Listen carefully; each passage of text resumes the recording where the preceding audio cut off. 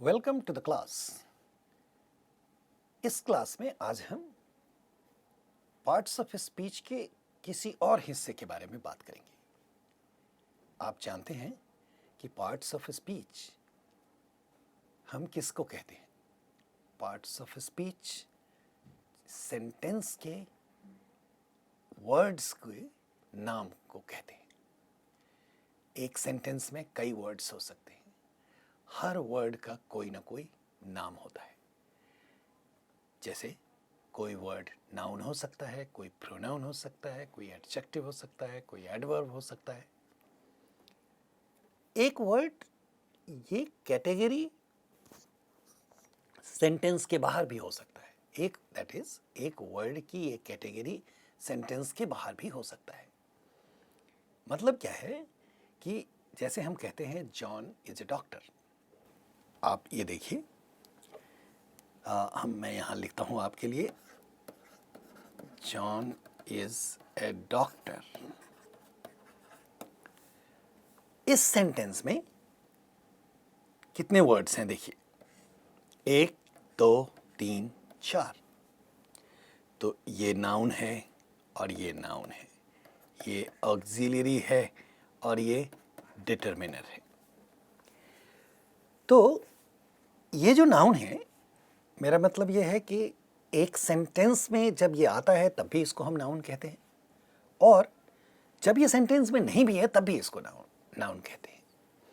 तो बोलने के क्रम में हम सेंटेंस बोलते हैं, और सेंटेंस में जो वर्ड्स आते हैं हम उन्हीं के बारे में ज़्यादातर इस कोर्स में बात कर रहे हैं।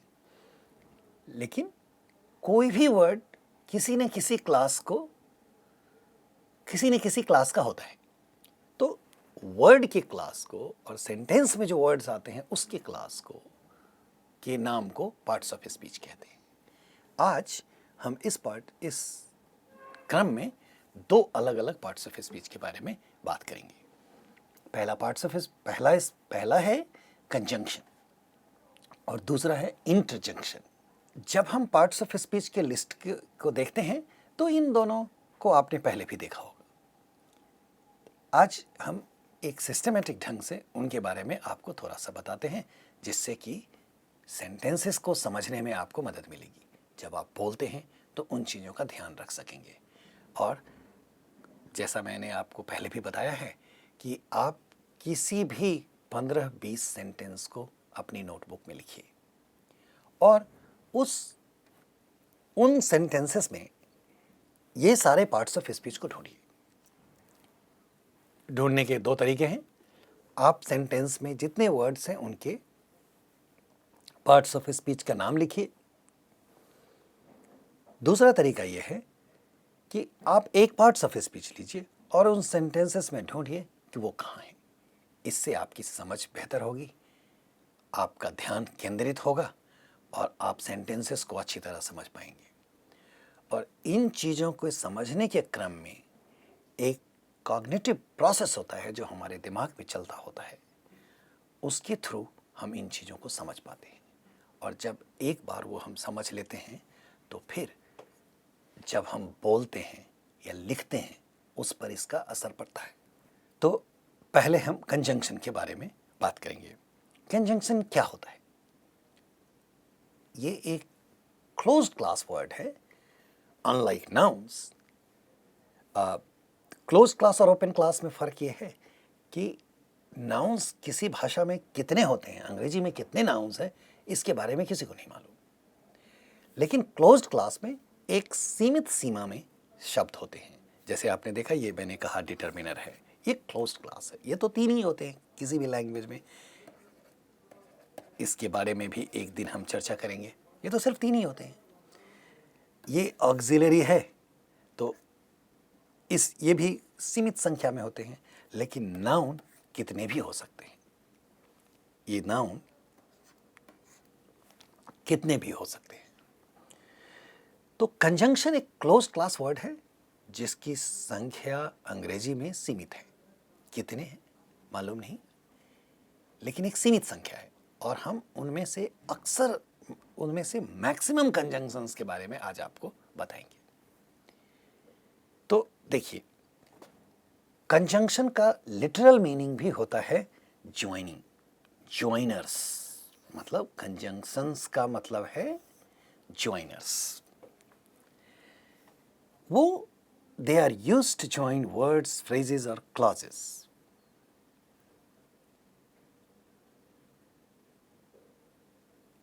मतलब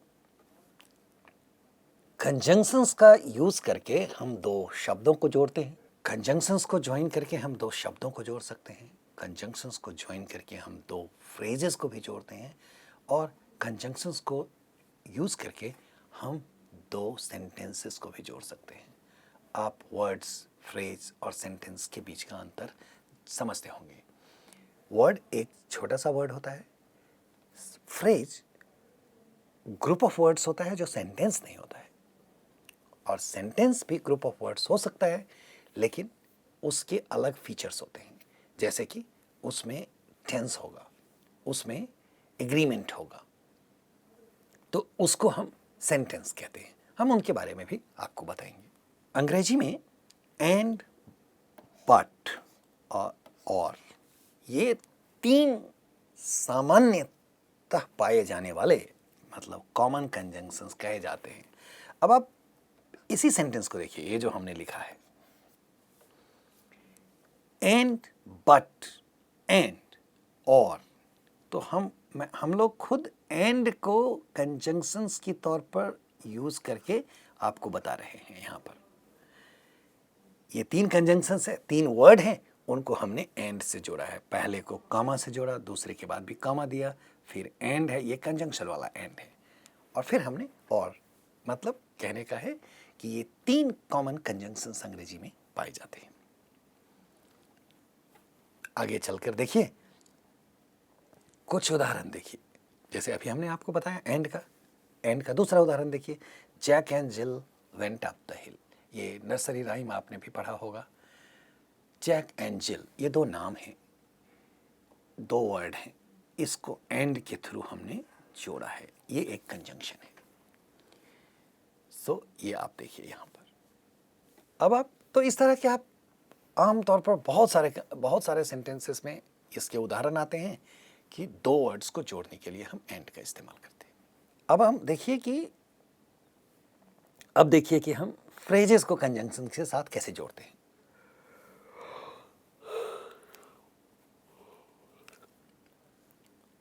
ये सेंटेंस देखिए, Toby is a highly intelligent but sometimes quite boy. Toby किसी का नाम है, is highly intelligent, is a highly intelligent, ये एक फ्रेज है।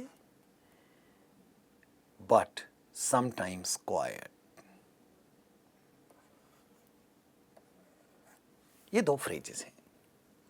इसको हमने बट कंजंक्शन का इस्तेमाल करके ज्वाइन किया। तो सेंटेंस क्या, मेन सेंटेंस क्या है, टॉबी इज अ बॉय, ये मेन सेंटेंस है। इसके अंदर में दो फ्रेजेस हैं, a highly intelligent but sometimes quite. तो इस दो फ्रेजेस को जोड़ने के लिए एंड का इस्तेमाल किया गया है। यहां देखिए लिखा हुआ है, the conjunction but joins the phrases highly intelligent and sometimes quite. अब दो क्लॉजेस को देखिए कैसे जोड़ते हैं। You can prepare the salad और you can clean the floor.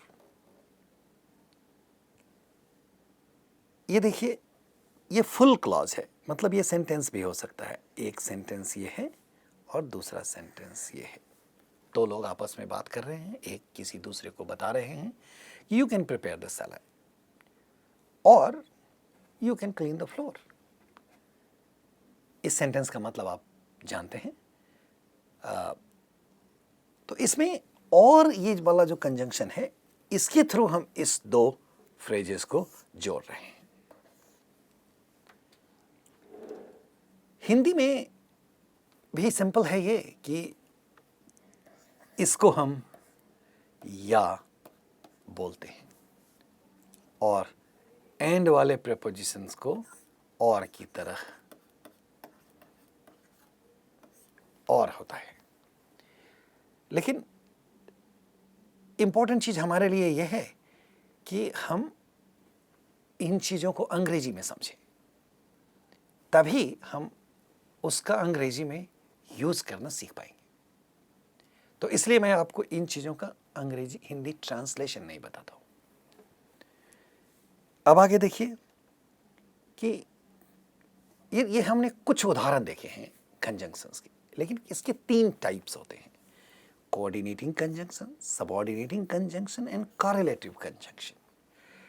ये इन वर्ड्स का कोई खास बहुत मतलब नहीं है, लेकिन ये एक फिनोमेना को दिखाता है जो हम आपको दिखाने जा रहे हैं कि ये कैसे काम करता है।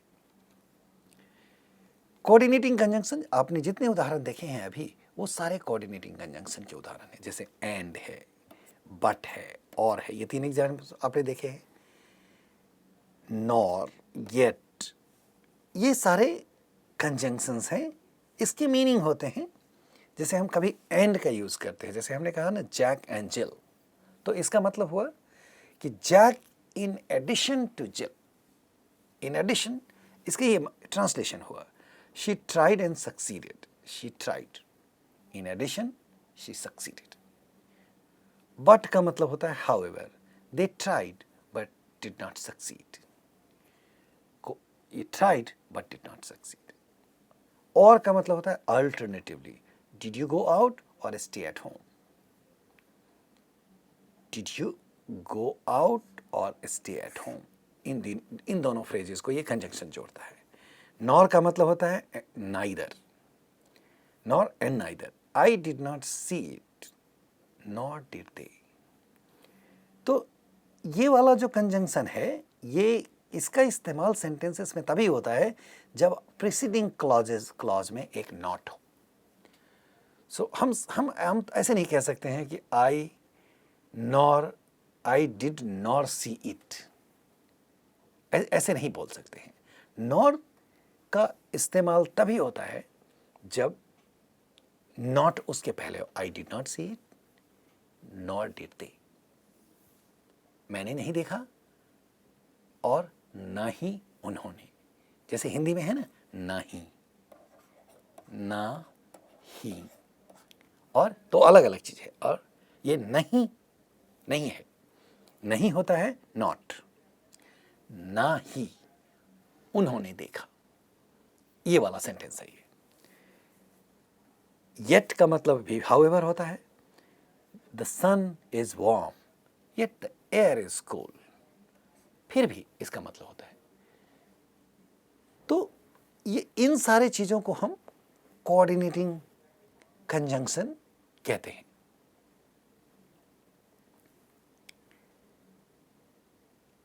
तो आप देख सकते हैं, they join a noun with another noun, an adjective with another adjective, and the most common of them are and, but, and, or. ये तो हमने आपको बताया अभी। और भी हैं ये, जैसे for है, and, nor, but, or, yet, so.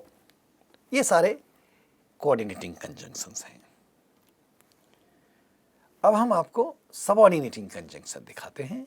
subordinating conjunction का मतलब होता है कि ये 2 सबऑर्डिनेट क्लॉजेस को ज्वाइन करता है। सबऑर्डिनेट क्लॉज क्या होता है, ये हमने आपको अलग से बताया हुआ है। सबऑर्डिनेट क्लॉज को किसी सेंटेंस में जब कभी भी एक सबऑर्डिनेट क्लॉज होता है, इसका मतलब है कि उसमें मेन क्लॉज भी है, तो ये सबऑर्डिनेट क्लॉज को मेन क्लॉज के साथ जोड़ता है। अब आपको हम उसका उदाहरण दिखाते हैं। तो ये देखिए, यहाँ पर फिर से ये लिस्ट दिया हुआ है, यहाँ पर उसके मतलब दिए हुए हैं। आप एग्जाम्पल्स को देखिए। As he is my friend I will help him, as he is my friend I will help him. तो ये जो एज है, ये इस दो क्लॉजेस को जोड़ता है। इसमें I will help him main clause है और as he is my friend subordinate clause है। उसका मतलब होता है बिकॉज, मतलब I will help him because he is my friend. We reached as the plane took off. Oh, I'm sorry. We watched as the plane took off. तो यहां पर as का मतलब है when. we watched when the plane took off. तो ये वाला main clause है, we watched as the plane took off, subordinate clause है. आफ्टर का मतलब देखिए, after the train left we went home. तो ये वाला we went home main clause है, after the train left subordinate clause है. इसको मेन क्लॉज से जोड़ते हैं मीनिंग वाइज, सिंटैक्टिकली, और ये एक क्लॉज की तरह यूज हो रहा है, ये एक कंजंक्शन की तरह यूज हो रहा है. ये देखिए दूसरा वाला, although it was after midnight we did not feel tired. ये we did not feel tired main clause है, उसको ये सबॉर्डिनेट क्लॉज के साथ जोड़ता है, although it was after midnight. I arrived before the stores were open. तो ये भी एक कंजंक्शन है, दो क्लॉजेस को जोड़ते हैं. We had to wait because we arrived early. ये मेन क्लॉज है, we had to wait because we arrived early, subordinate clause है, और ये बिकॉज इन दोनों को जोड़ता है. इस तरह से आप बहुत सारे एग्जाम्पल्स देख सकते हैं. यहाँ पर हमने आपको कंजंक्शंस के लिस्ट बताए हैं और ये उनके मीनिंग हैं, लेकिन ये एग्जाम्पल्स को धीरे धीरे पढ़ना और समझना बहुत ज़रूरी है. इन एग्जाम्पल्स को देख करके, इसमें जो बोल्ड में दिए हुए कंजंक्शन के उदाहरण हैं, उनको देख करके उनके मतलब को समझने के बाद ही आप सीख सकेंगे. और आप इनको पढ़ कर देखिए, जब आप पढ़ेंगे और आपको ये बात समझ में आएगी, फिर आप इनका अपने लैंग्वेज में मतलब बोलने और लिखने में यूज़ करने लगेंगे, तो आपकी जो अंग्रेजी पर पकड़ है वो अच्छी होगी और आप अच्छा साउंड करेंगे. तो अब देखिए कुछ और उदाहरण देखिए. He is happy for he enjoys his work. यहाँ पर बिकॉज में इसका मतलब होता है he is happy because he enjoys his work. If she is here we will see her. ये कंडीशनल है. I watched closely lest he make a mistake. तो ये भी एक कंजंक्शन है. All will be well providing you are careful. ये भी ये कंजंक्शन है. I have seen since I have been here since the sun रोज.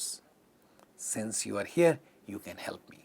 ये दोनों ही कंजंक्शन है. एक ही कंजंक्शन है, उसका दो अलग अलग तरह से यूज किया गया है. It was raining so we did not go out. ये देखिए, I am saving money so I can buy a bicycle. तो इसको आप पढ़िए, आपको इस सारे चीज़ों का मतलब समझ में आएगा. He is taller than you are. ये भी एक कंजंक्शन है, दो क्लॉजेस को जोड़ता है. Unless he helps us we cannot succeed. I will wait until I hear from you. ये भी सबऑर्डिनेटिंग कंजंक्शन है जो दो क्लॉजेस को जोड़ता है, मतलब मेन क्लॉज को सबऑर्डिनेट क्लॉज के साथ जोड़ता है.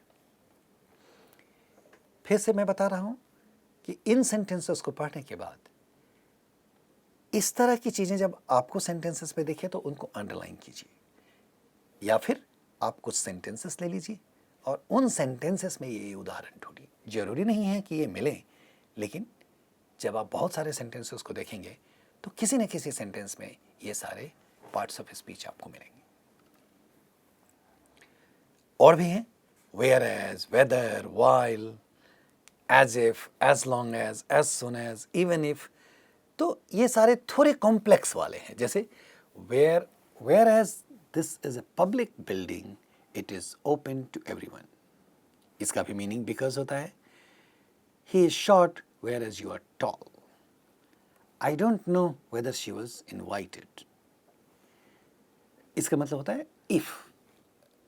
मतलब जब जानकारी नहीं होती है या हम ज़्यादा कुछ बताना नहीं चाहते हैं, उस संदर्भ में इसका यूज़ करते हैं. While it was snowing, we played cards. He is rich, while his friend is poor. While I am not an expert, I will do my best. तो ये सारे उदाहरण आप देखिए, आपको ये कंजंक्शन समझ में आएगा। और यहाँ पर so as to करके ये हमने 25 सबऑर्डिनेटिंग कंजंक्शन का उदाहरण आपको दिया, और एक एक करके जब आप देखेंगे तो ये आपको किसी न किसी सेंटेंस में मिलेगा, और इनके यूज़ करने से आपकी अंग्रेजी अच्छी होगी, सुदृढ़ होगी। इसी तरह से अब हम तीसरे कोऑर्डिनेटिंग कॉरिलेटिव कंजंक्शंस के बारे में आपको बताते हैं, जिसमें हमारे पास लगभग 10 उदाहरण हैं। तो आप देखिए, तो चूंकि इसका नाम कॉरिलेटिव कंजंक्शन है तो ये 2 पार्ट में होता है, ये जिसको हम पेयर कहते हैं। टू जॉइन ऑल्टरनेटिव्स और इक्वल एलिमेंट्स, मतलब ये जब जैसे जैसे आपने देखा कोऑर्डिनेटिंग कंजंक्शन और सबऑर्डिनेटिंग कंजंक्शन में क्या था, कोऑर्डिनेटिंग कंजंक्शन 2 वर्ड्स और 2 फ्रेजेस को जोड़ते हैं। सबऑर्डिनेटिंग कंजंक्शन क्या है, एक मेन क्लॉज और एक सबऑर्डिनेट क्लॉज के को जोड़ता है। उसी तरह से कॉरिलेटिव कंजंक्शन का मतलब है कि ये 2 पेयर को जोड़ता है, जो इक्वल हो, ये इक्वल भी हो सकता है और ऑल्टरनेटिव हो सकता है। और इसके 2 पार्ट होते हैं, मतलब एक पेयर में होता है जो दो अलग अलग पार्ट्स में होते हैं। द मोस्ट कॉमन पेयर्स जिसको हम आमतौर पर सुनते होंगे वो है आइदर और, नीदर नॉर। अभी हमने आपको नॉर के बारे में बताया था, ना ही इसका नीदर के साथ भी प्रयोग होता है। नॉट ओनली बट ऑल्सो, ये वाले पेयर में आते हैं, और इसीलिए हम इनको कॉरिलेटिव कंजंक्शंस कहते हैं। तो अब आप कुछ उदाहरण देखिए। He is both intelligent and good nature. And both and का यूज हुआ यहाँ पर, both intelligent and good नेचर्ड। Intelligent और गुड नेचर्ड को एंड जोड़ता है, और ये एक कॉरिलेटिव कंजंक्शन का काम करता है बोथ के साथ। आई will either go for a walk और रीड ए बुक। ये देखिए, ईदर और का हम पेयर में यूज कर रहे हैं। I will either go for a walk और read a book. He is neither rich nor famous. ये वाला देखिए, he is neither rich nor famous. He had hardly begun the work when he was interrupted. Hardly और when का use है, ये pair में use हो रहा है। If that is true, then what happened is not surprising. ये if and then का यूज है। No sooner had I reached the corner than the bus came. ये वाला no sooner और then का पेयर में यूज है। No sooner का यूज मॉडर्न इंग्लिश में, करंट पैराडाइम में बहुत कम होता है, आप बहुत कम सुनेंगे इसके बारे में। नॉनदलेस ये एक कॉरिलेटिव कंजंक्शन इंग्लिश में है। ये वाला बहुत कॉमन है, not only but also. She is not only clever but also hard working. I would rather go swimming than go to the library. ये रादर और देन वाला बहुत ही कॉमन यूज है। Scarcely and when, scarcely had we left home when it started to rain. ये भी बहुत कम use होता है मॉडर्न में, मतलब ये पेयर में बहुत कम यूज होता है। What with all her aunts, uncles and cousins, she had many relatives. ये भी बहुत कम यूज होता है। Whether or बहुत ही कॉमन है। Have you decided whether you will come or not? Have you decided, आपने तय किया कि आप आएंगे या नहीं? तो ये whether you will come or not, ये बहुत ही कॉमन यूज है। तो मैं एक बार आपको फिर से बताता हूँ, ये वाला नंबर 10 या फिर नंबर 9 या नंबर 6 कम यूज होते हैं, लेकिन हैं। बाकी वाले सारे ही बहुत ही फ्रिक्वेंटली यूज्ड होते हैं हमारे लैंग्वेजेस इंग्लिश में। और इन चीज़ों को हम हमारे लिए जानना अंग्रेजी को इम्पैक्टफुल बनाने के लिए बहुत ज़रूरी है। अब ये एक कैटेगरी होती है जिसके बारे में हम बात करना चाहते हैं आपसे, इंटरजेक्शंस। तो इसका नाम सुनिए, ये हम इसका मतलब क्या होता है, ये हम इंटरजेक्ट करते हैं कॉन्वर्सेशंस में। जैसे कोई बोल रहा होता है तो उसमें हम बीच बीच में ये आप सुनेंगे लोगों को बोलते हुए। जैसे words that have meaning but they help us to show sudden emotions. मतलब ये जो हम ऑल ऑफ ए सडन कुछ मन में आता है और बोल बैठते हैं, उसको इंटरजेक्शन कहते हैं। ये शॉर्ट फ्रेजेस हो सकते हैं या शॉर्ट सेंटेंस हो सकते हैं। इनमें कोई सेंटेंस नहीं होता है, मतलब इनमें कोई टेंस नहीं होगा। एंड ये बोलने के क्रम में ज़्यादा इस्तेमाल होता है, लिखने के क्रम में बहुत कम। जैसे सैल्यूटेशन के सेंस में मैं लास्ट से यूज़ करता हूँ, आपने सुना होगा लोगों को बोलते हुए हाय हाय। इसका मतलब क्या है? जब हम किसी को बोलते हैं तो इसका मतलब क्या है? इसका मतलब होता है कि इसका मेन मतलब ये होता है कि हम अरे आपको देख करके थोड़ा सरप्राइज्ड हो गए, तो अचानक से एक एक्सप्रेशन निकलता है हाय, ऐसे एक एक्सप्रेशन निकलता है। उसी का स्लो वाला है हे। कभी कुछ गलती होती है तो लोगों के मुंह से निकलता है उप्स या आउच, चोट लगी या कुछ अचानक से हुआ। वाह, ये एक सरप्राइजिंग एलिमेंट में निकलता है। तो ये सारे वर्ड्स हैं, फ्रेज भी हो सकते हैं। इसका लिखने में कम इस्तेमाल होता है, बोलने में ज़्यादा होता है, और ये एक इमोशनल एक्सप्रेशन है बीच में इंटरजेक्ट करने के लिए। इसका एक पर्पस ये भी होता है कि बोलने वाले को आप एश्योर करना चाहते हैं एज ए लिसनर कि आप कैसे इंटरेस्टेड हैं उसमें, या उसका असर आपके ऊपर हो रहा है। इस तरह के वर्ड्स को हम इंटरजेक्शंस कहते हैं। तो आज के लिए बस इतना ही। इन दोनों चीज़ों को पढ़िए, ध्यान से समझने की कोशिश कीजिए। किसी भी तरह का कोई क्वेश्चन हो तो हमको ज़रूर लिखिए, और हमारी कोशिश है कि आपको अंग्रेजी सीखने में हम मदद करें। Thank you so much. See you again soon with something else. Take care.